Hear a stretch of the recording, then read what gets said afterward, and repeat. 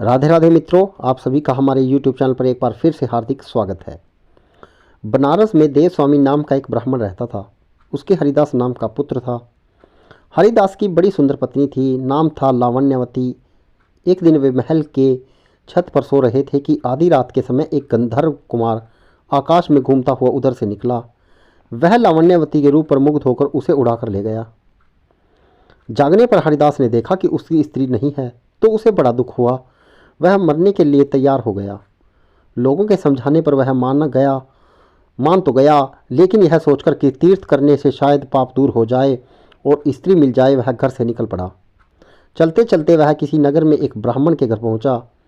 उसे भूखा देख ब्राह्मणी ने उसे कटोरा भरकर खीर दे दी और तालाब के किनारे बैठकर खाने को कहा।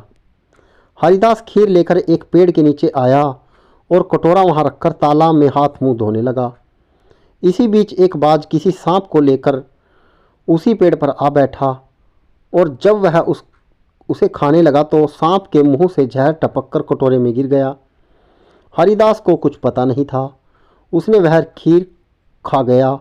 जहर का असर होने पर वह तड़पने लगा और दौड़ा दौड़ा ब्राह्मणी के पास आकर बोला, तूने मुझे जहर दे दिया। इतना कहने के बाद हरिदास मर गया।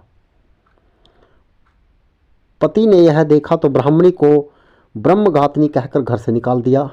इतना कहकर बेताल बोला, राजन बताओ कि सांप, बाज और ब्राह्मणी, इन तीनों में अपराधी कौन है?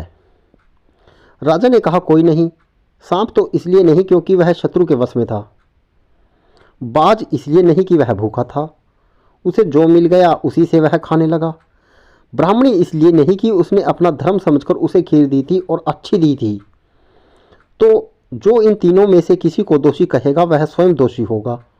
इसलिए अपराधी ब्राह्मणी का पति था, जिसने बिना विचारे ब्राह्मणी को घर से निकाल दिया।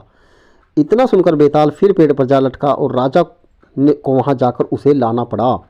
बेताल ने चलते चलते फिर नई कहानी सुनाई।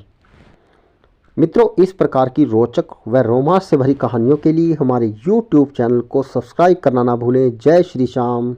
राधे राधे मित्रों।